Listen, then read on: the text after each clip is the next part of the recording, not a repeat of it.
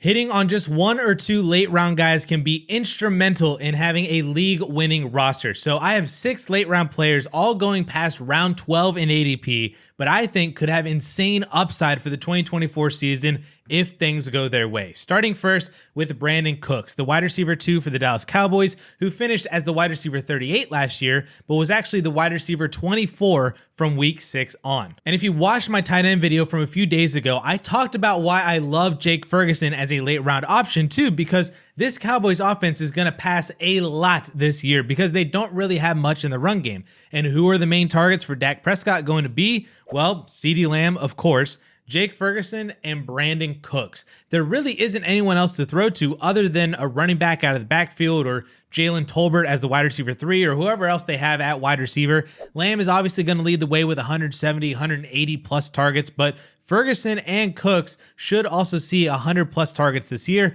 And if that's the target volume that Cooks is going to have, you can't ignore him at his ADP. Of the 35 receivers who saw at least 100 targets last year, all but 3 of them finished inside the top 35, and all but 6 were top 30 fantasy wide receivers. That alone makes Cooks a top target at his wide receiver 60 ADP in ESPN and Yahoo leagues. And then there's the upside of what would happen if something were to happen to CeeDee Lamb or even Jake Ferguson, opening up the target share even more for Cooks to see consistently higher end target volume. You're not drafting him strictly for that upside, but that upside is the cherry on top of what could already be a solid weekly flex player that you got near the end of your drafts. And there is another veteran receiver that I love taking shots on this year because the value on Josh Palmer at around the wide receiver 65 in ADP is too good to pass up, especially when he's basically the cheapest receiver on the Chargers offense this year, but I would actually argue has the best chance to be the most productive receiver on the team in 2024. In 10 games played without Keenan Allen since 2022, Josh Palmer averages 7.5 targets per game and nearly 5 receptions for 60 yards to the tune of 12 PPR points per game. He saw 8 or more targets in 70% of those games, and if we remove the one weird game where Palmer only saw 1 target, his 12 points per game average increases to 13 fantasy points per game. We can even go one step further and look at the 5 games where Josh Palmer played without Keenan Allen and Mike Williams, and in those 5 games, he averaged 8 targets, 5 receptions, 70 yards, 13.5 PPR points per game. He only saw less than 8 targets once in those 5 games and produced 2 games with over 100 yards and 18 or more fantasy points. So now we fast forward to 2024. We have no Keenan Allen, no Mike Williams, no Austin Eckler, no Gerald Everett, and Palmer's only competition is a rookie face planner in Quentin Johnston, and then second round pick Ladd McConkey, who I have very adamantly been out on as a rookie since the beginning of draft season if you watch me on the DLF YouTube channel or follow me on Twitter. But even if you're in on Ladd McConkey, I mean, you can't get all the targets, right? Some of them have to go to someone else, and that someone else is probably Josh Palmer. And again, I'm not calling for some crazy breakout season for Palmer like he's this year's Nico Collins or whatever, but he could just be very similar to Brandin Cooks, or maybe he's Christian Kirk, Hollywood Brown. Maybe he's a super cheap version of like Christian Watson. Or remember that half a season that we got from Kendrick Bourne last year? That could be Josh Palmer. All of those guys were top 50 among wide receivers in points per game, which I know doesn't sound super inspiring, but a depth wide receiver 6 or 7 on your roster who's consistently putting up wide receiver 3 or wide receiver 4 weeks as a flex play, why wouldn't you want that as the back of your bench stash just to see what happens? All right, the next 2 players that we have are both rookie wide receivers who are basically going undrafted in fantasy drafts right now, but I love taking the shot on both as the last pick in your drafts. And the first is Patriots wide receiver Javon Baker. The drumbeat coming out of minicamp and training camp for Baker this summer has been consistently very loud, and it just feels like he has the makings of being this year's Puka Nacua or Amon-Ra St. Brown as that day 3 pick who quickly shows us that he should not have been drafted that late. All we really have to go off of for Baker is what he did in college, which he started out at Alabama in 2020, but after 2 years with minimal playing time playing behind Devonta Smith, Jalen Waddle, Jamison Williams, and John Mechie, Baker transferred to UCF, where he had a good breakout season in 2022, and then a big year in 2023 with over 1,100 yards and 7 touchdowns on 52 receptions. He peaked at over 3 yards per team pass attempt last year, which he's one of only 5 receivers to hit that mark in this class. two of which were Marvin Harrison Jr. and Malik Neighbors. He's a prototypical X-size receiver at 6'1", 202. He ran a mid 4.5, posted a 37-inch vertical. He's a very good route runner, can make contested catches and highlight real catches along the boundary. And now he gets an opportunity to fight for the wide receiver 1 role on a very young offense with a brand new rookie quarterback.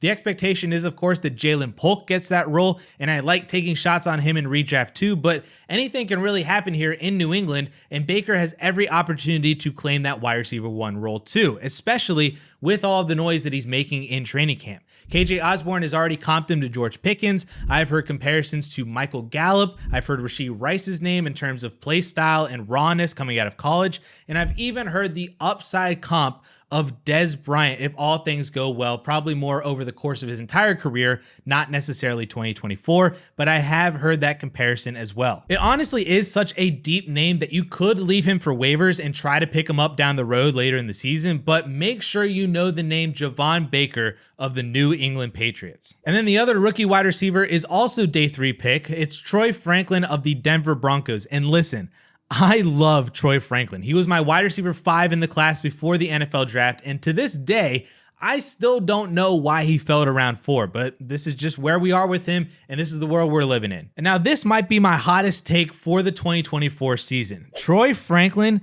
is the best wide receiver on the Broncos right now and will finish the year as the most productive receiver for fantasy on the team. When you watch his college tape, he is a solid route runner with excellent release and suddenness to beat press coverage off the line of scrimmage, plus just general speed to create separation against regular man coverage to the point where defenses have to account for him with extra safety help. He's shown the ability to win at all 3 levels and on the outside or in the slot. He has the impressive ability to go up and high point the ball and maintain control of his body along the sideline. And then when he has the ball in his hands, he is extremely dangerous after the catch with that 4.4 speed to just run away from defenders and be a home run threat on any given play. The only real issue that he could have at the NFL level is his size, which he is 6'2", but only 176 pounds, which leads to a lack of contested catchability and breaking tackles physically, but that's not really how he wins, and it's not like we haven't seen smaller framed receivers succeed in the NFL in recent years.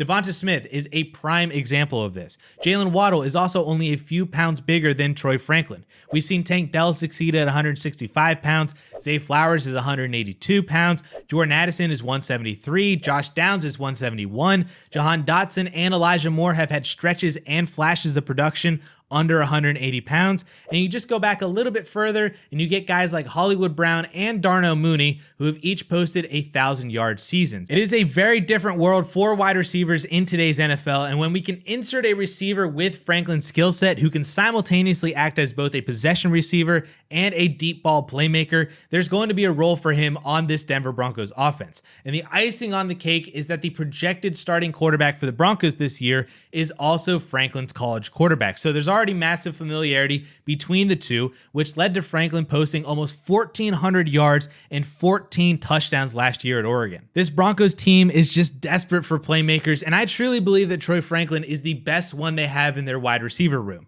Again, you could leave him for waivers and try to pick him up later down the road, but make sure you know the name Troy Franklin for the 2024 season. All right, now moving on to the running back position, we're staying in Denver because, again, this team needs playmakers, and when there's unknown opportunity, there's potential fantasy upside, and that's exactly what Jaleel McLaughlin brings to the table. He has been a very popular name out of Broncos training camp so far, and there have been rumors swirling that Javonte Williams could be on his way out of Denver sooner rather than later. And listen, I have to be honest, I am tired of hearing about Sean Payton's Joker role as a reason to chase anyone that can catch passes in his backfield. No one is going to be Alvin Kamara again because Alvin Kamara was and is that special. However, if we look at Peyton's usage of his backfields, there's an opportunity to be had in Denver if someone sets themselves apart from the rest. We have seen a bunch of pass-catching running backs do very well in Sean Payton offenses like Pierre Thomas, Reggie Bush, Darren Sproles. Even last year, the Broncos running back saw a massive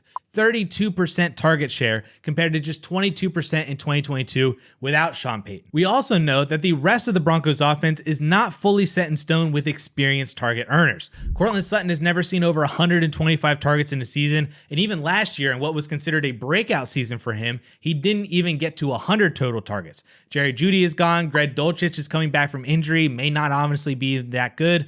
Marvin Mims never got on the field last year, and while I do believe in Troy Franklin, like I just said, he is still a rookie and a day 3 pick. So all of this is basically equating to Broncos running backs getting a ton of targets this year. It's one of the biggest reasons why I love Javonte, but if Javonte is going to get cut or traded or still be inefficient and I'm wrong on him, then the next best guy to go to is Jaleel McLaughlin. It would not surprise me at all if McLaughlin saw 80 to 90 plus targets this year, plus maybe another 8 to 10 carries per game, and we could be looking at a potential 200 touchback with highly explosive capabilities and maybe just a little bit of touchdown luck. He could finish as a top 24 running back this year. This reminds me a lot of like Duke Johnson that one year when he had 93 targets, over 1,000 total yards and 7 touchdowns, and finished as a top 15 running back. Theo Riddick had a year like that too, finishing as a top 20 back in fantasy. Danny Woodhead is another example. J.D. McKissick did it a few years ago. There are examples of solid fantasy years from running backs with really high receiving volume and a little bit of luck,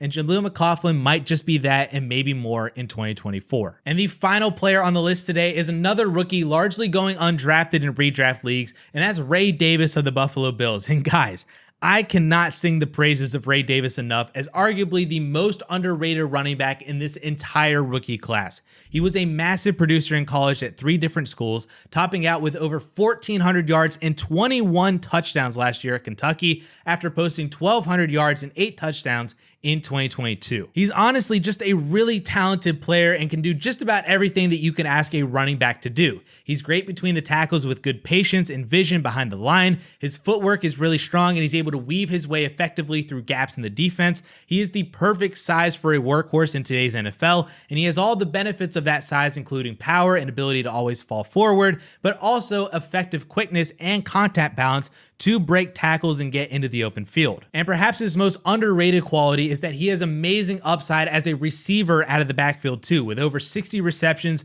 over the last 2 years in college and over 90 receptions total through just 44 career games. He's great on screens, he's great out in the flat, wheel routes, cut routes, everything that you want from a running back who can operate as a receiver, and I think that he's also good enough to run routes from the slot as well. And now you put him on the Buffalo Bills, who for 2 years now it seemed that they've wanted to find this complement to go with James Cook. Last year, the Bills gave a combined 145 carries to Latavius Murray, Ty Johnson, Damian Harris, and Leonard Fournette in that complimentary role, and none of them were really all that good with it. But Davis, being the very talented and experienced player that he is coming out of college, with true 3-down ability as a runner and receiver, I think he fits the hard-nosed role that the Bills want with James Cook as like the Raheem Mostert to Cook's Devon Achane. But should Cook get hurt and miss any games at all this year, Davis could have some huge weeks as the team's RB1 with a full bell cow workload. So I absolutely love taking the late round shot on Ray Davis as the last pick in all of my fantasy drafts.